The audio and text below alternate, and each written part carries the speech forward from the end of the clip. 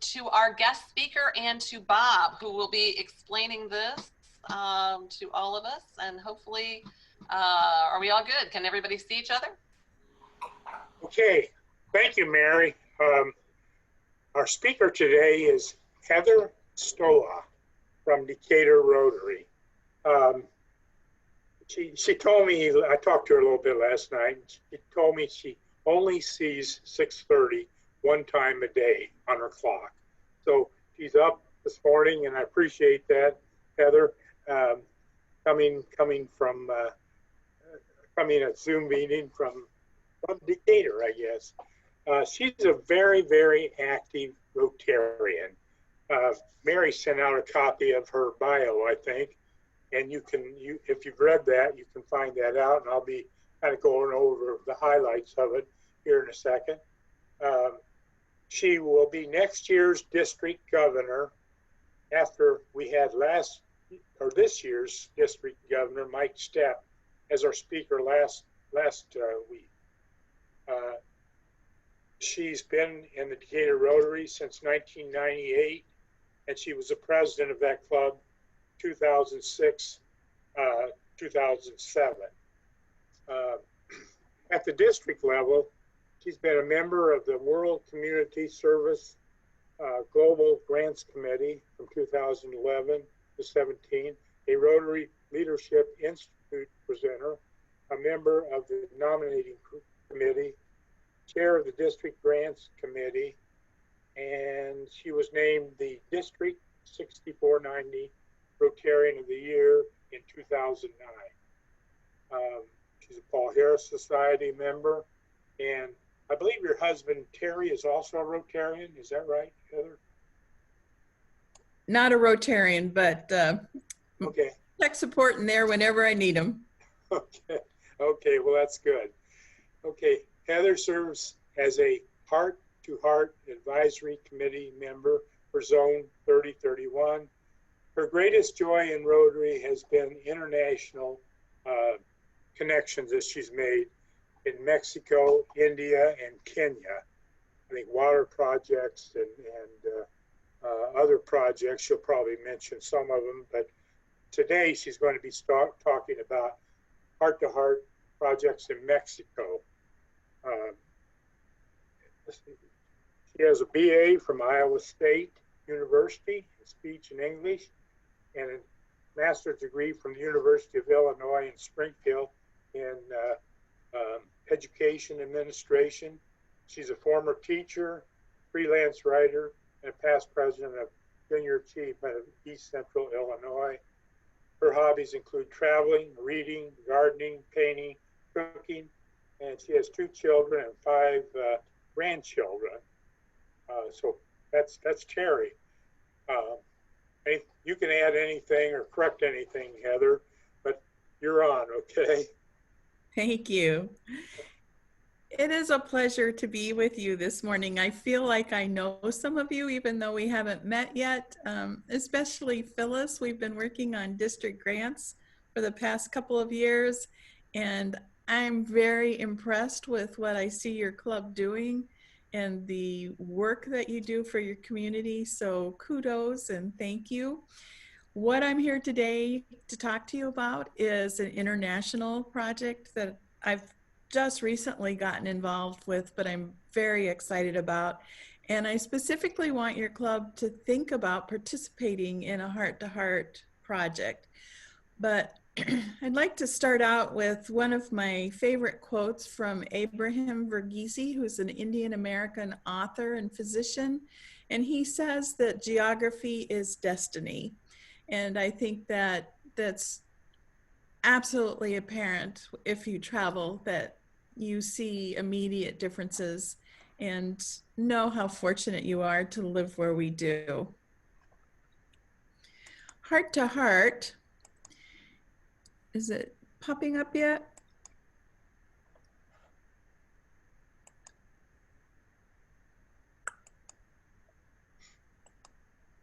There we go.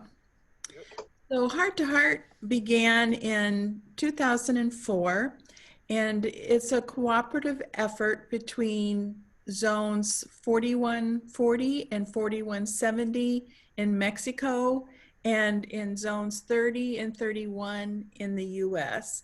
And this is the beginning of the 16th year for this partnership.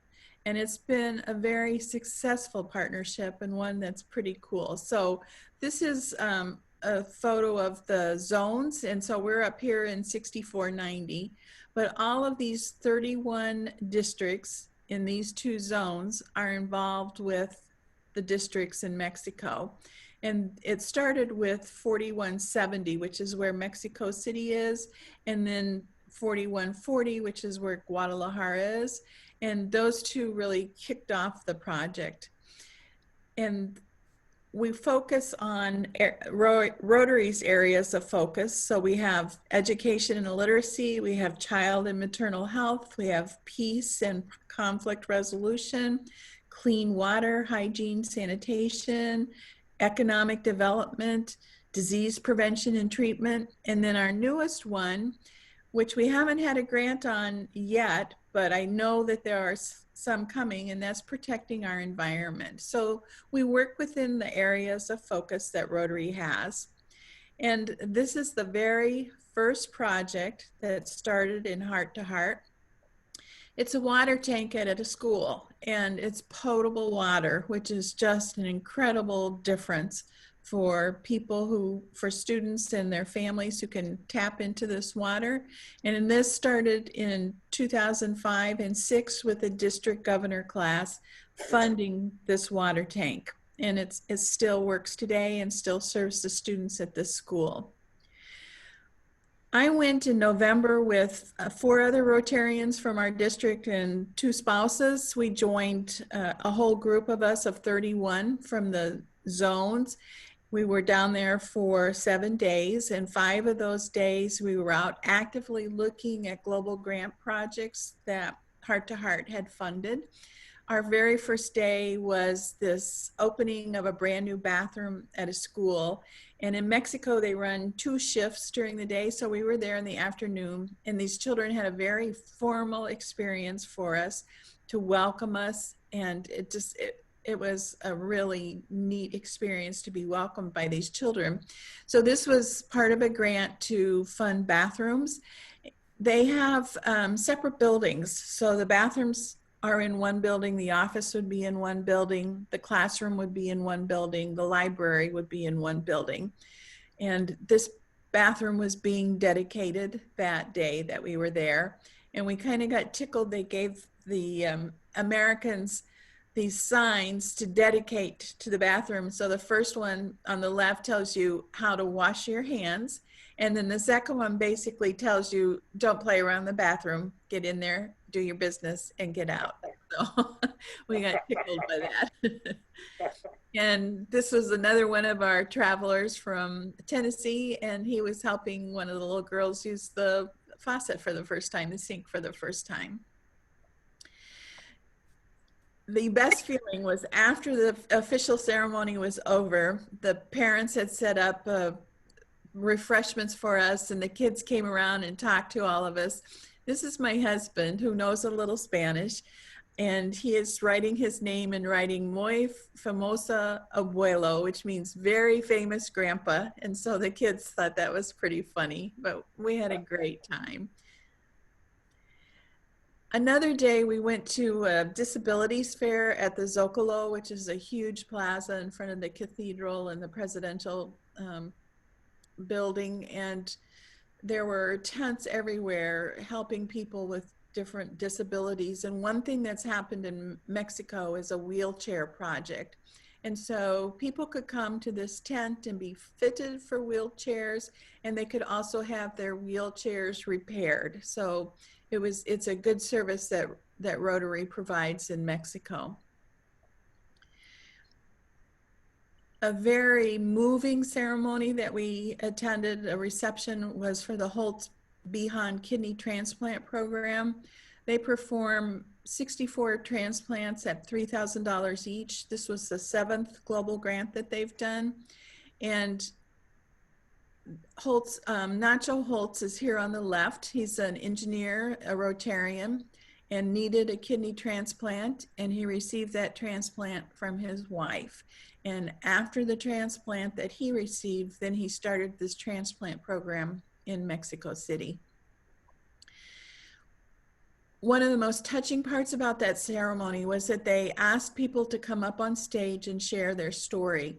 So this is a fellow district governor from Texas, but this is a brother and sister. And the brother received his kidney from his sister. And they talked about how you have two birthdays now, the day you were born and the day you got your life back when you got your kidney transplant. So it was really a neat ceremony, and most of the people in this program are younger people who really would not have had a chance without the transplants.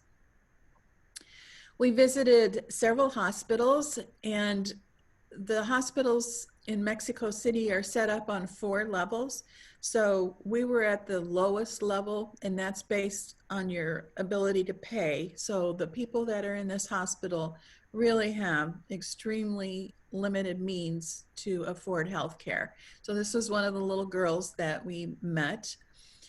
There's a group out of Centennial, Colorado called Project Cure, and they serve as a warehouse and distribution center.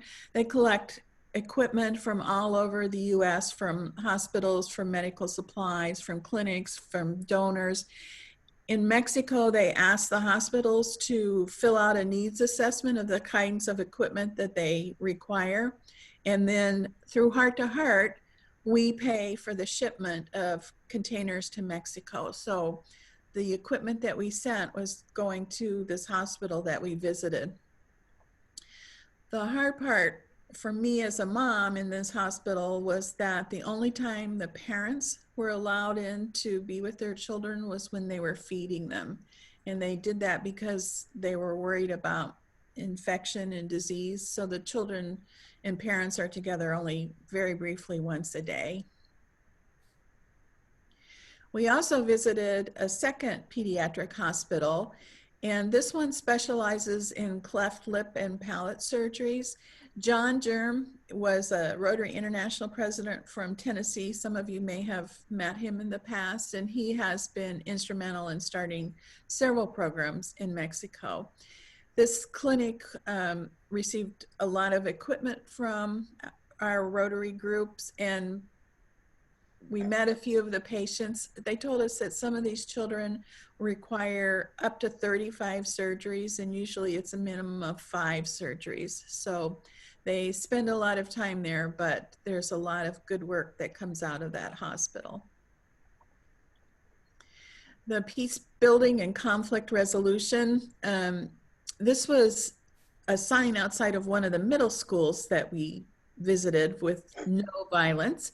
And we were not part of this with this year's grant, but they have a positive peace conference, and that's proposed again for next year, where it's almost like a train the trainer, where they'll bring in young professionals and they'll go through some ideas for building peace and helping to promote that in your communities. And then they challenge others to do the same. Education and literacy. As a former teacher, this was of special interest to me. Everywhere we went, we tried to have something to give to the children when we visited. So I had several hundred pencils that I gave out while we were in Mexico, and the kids seemed pretty appreciative to have that. One program that I found to be pretty impressive is a Montessori program, and this was to train 76 teachers, and we were in 30, they have it in 38 different libraries that are by different schools. So the day we were there, we were in this Benito Juarez library that was next to an elementary school, and they were doing a math manipulatives lesson. And so we were able to observe the children using the math equipment. There was another program that was also very good, and it was called Learn to Learn. We were at this middle school, and these are children who were falling somewhat behind, and so they asked their parents to come in on Saturday with the children for several meetings, and then the children come in and they work on soft skills and they work on improving their study skills. and they have vocational people come in to give them ideas of what they can do for their future. So these were two young men that had been in the program, and they talked about how this had kind of given them direction and something to work for. So I think it's been a pretty effective program in providing some positive reinforcement and some ideas for employment and education. The most fun day that we had, we went outside of Mexico City. We were on buses every day to go to different places, but this was about a 5-hour bus ride to and from Mexico City. And we were in this little village with extremely steep hills. We were met at the top of this hill by a group of Rotaractors and Rotarians. And this door that you'll see here is into a bread and tortilla factory. This Rotary Club had been feeding children breakfast for about 12 years. And they realized that it was unsustainable, that they didn't really have the money to continue doing this like they had been doing. So they wrote this grant for $49,000. They installed this bread and tortilla factory. They were able to give people in the community employment, and they were able to provide some additional training skills for them. And we got to be there when they were making their tortillas and sample those tortillas as they came out of the machines.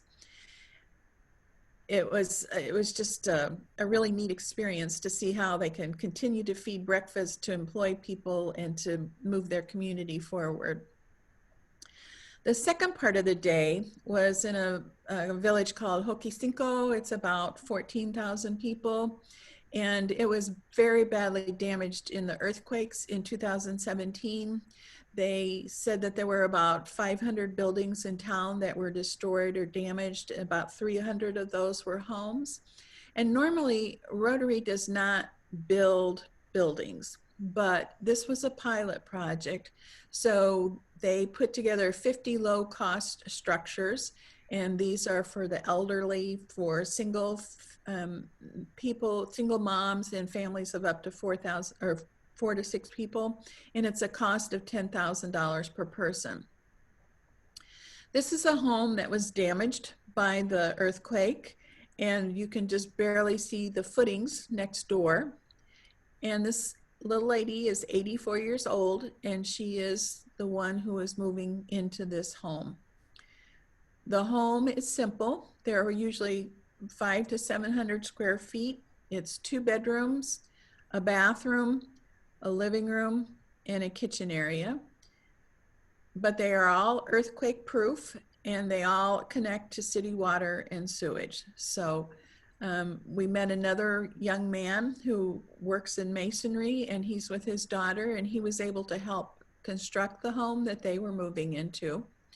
All of the homes have just very simple plumbing. So this was for their bathroom. You can see the sink set up, the stool, and the shower. So it's a small room, but it's very functional. All of the homes have 4 windows and 2 doors.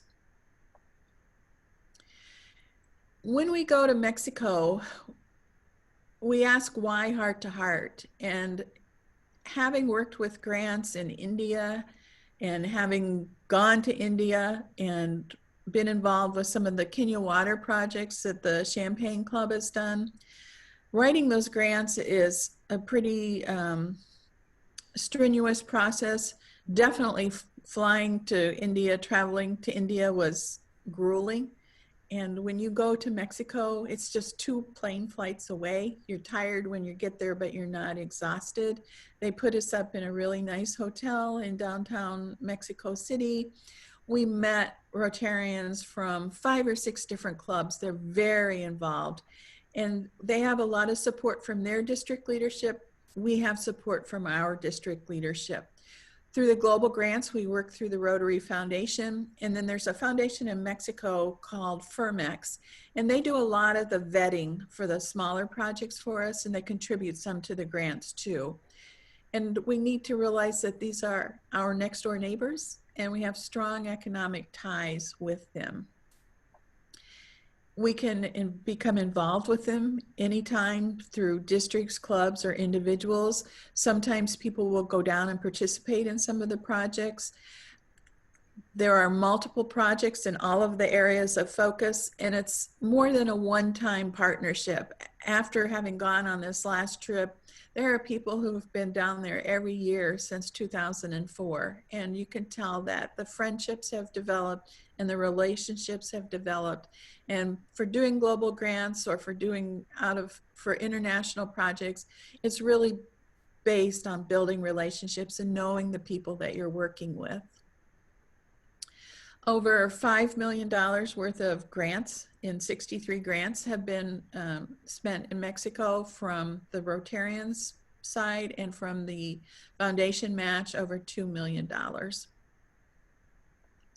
There are 5 projects that were submitted for last year. We're waiting on the foundation to give us approval for these.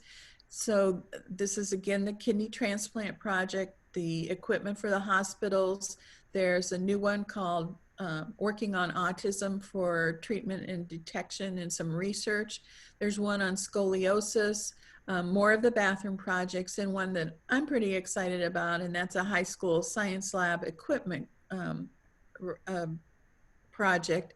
And one thing that I would like to remind all of you of is that these grants don't take place unless individual Rotarians donate. So these grants are possible because of what we have given as individuals.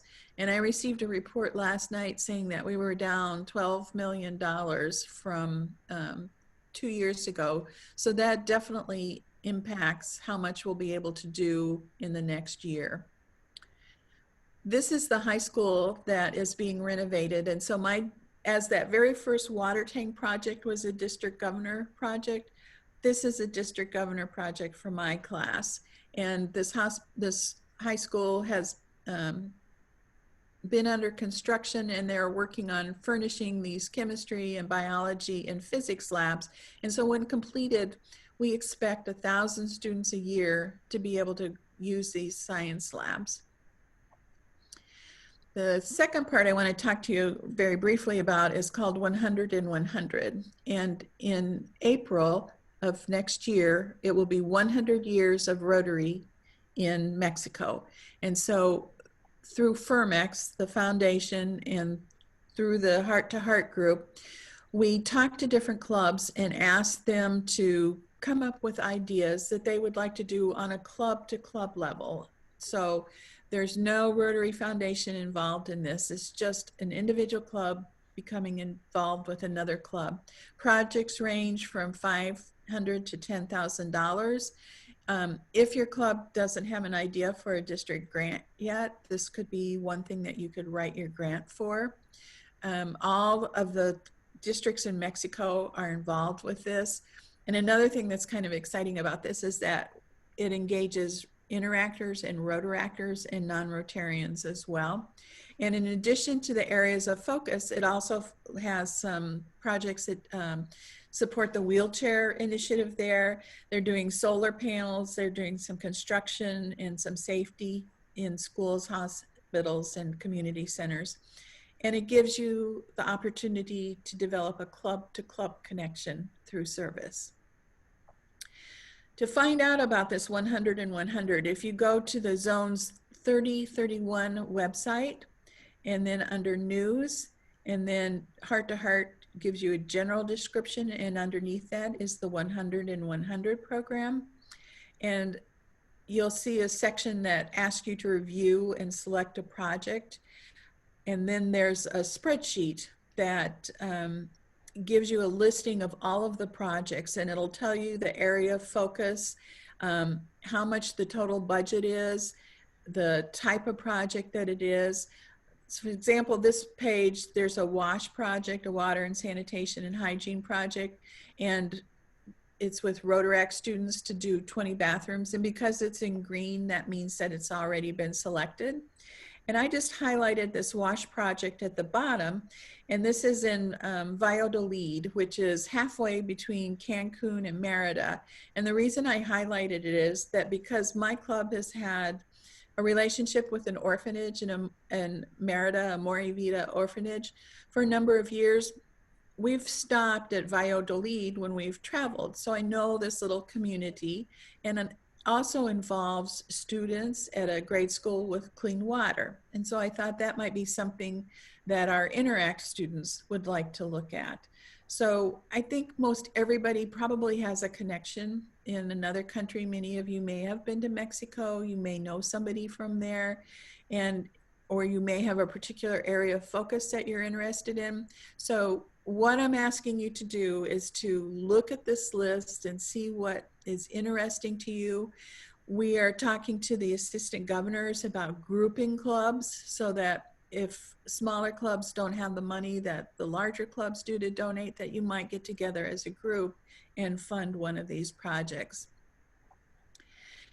And finally, I think when we look at anything that we do, we have to think about our role as a Rotarian. And several years back, I was in Lancaster, Ohio, visiting my sister.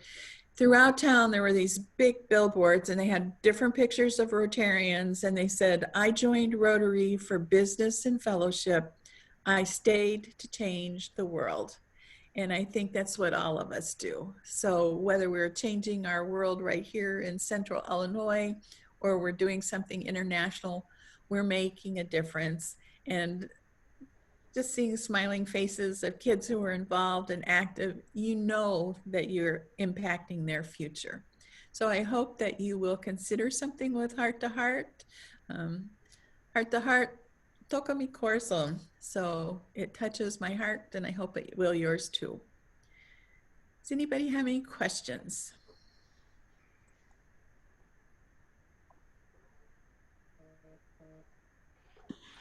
So Heather, when you were traveling through Mexico and different places, you said you were on a bus or whatever. Was there any conversation or anything about safety issues there? We felt very safe. We were staying in downtown Mexico City in a Hilton hotel. So they picked us up on the bus and took us everywhere we needed to be. There were always Mexican Rotarians on the bus with us, and we had interpreters with us. So we all kind of got tired of these headphones all day, but there was never a problem with language. We never felt unsafe. We had one day where we were completely on our own, and that really was not a problem. Some people went to Teotihuacan, to the pyramids, and again, they were with large groups on buses.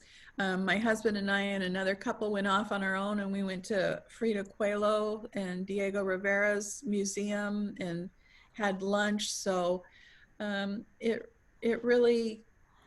was not a problem. Oh, good. That's great.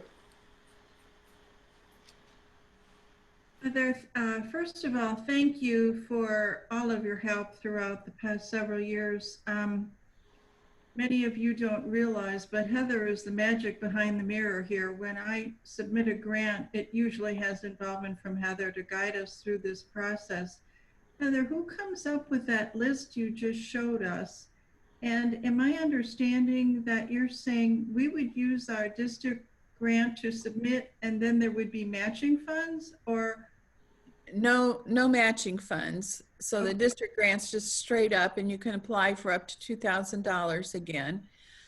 But the list is generated by the clubs in Mexico of things that they see in their communities for needs. And some of those areas I would feel comfortable traveling to, some not so much. And so, you know, if members of your club were interested in traveling to some of those places, I'd look at that pretty carefully. But some of them, I think the water projects are pretty incredible. But would it require our members to travel? Could we support a project without traveling there? Yes, you definitely can. But if you wanted to travel, that's an option. There's a Mike Martin with the Mattoon Club has been involved with a medical mission in Guadalajara. And there is a physician that's kind of set that up and takes a group down, and they do some basic screening for clients that come in for patients. And even non-medical people are there, and they a lot of times they'll just do some sprucing up and clean up for clinics while they're down there. So that's in Guadalajara, and I think I would feel pretty comfortable going to Guadalajara. Unfortunately, that's been canceled for January, Sure. and our typical trip in November is canceled this year. So hopefully by November of 21, we'll be able to go back down. A comment. I was listening to a Rick Steves program, travel program, and he was interviewing a American expat that has lived in Mexico City for the last 25 or so years. He made Mexico City sound like a place to go that you wouldn't believe how wonderful it is. And everybody, when you think of Mexico, you think of Cancun, Cozumel, all of the beach places and Yucatan, but he's made Mexico City sound like just a fascinating, huge city with a lot of vibrancy, a lot of cool restaurants, a lot of museums, a lot of natural park areas. So that's a fascinating part of Mexico that you normally wouldn't think about, but he made it sound like that would be a high point.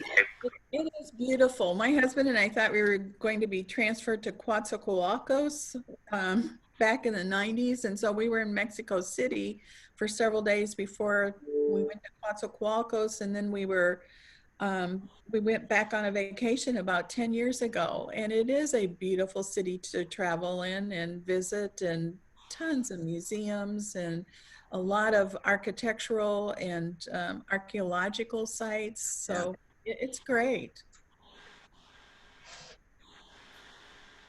Well, thank you so much, Heather, for coming today. And I know that we can probably reach out to you. I know Charlie's international group is going to probably look at some of the stuff you talked about. So we thank you so much for getting up this morning and doing this.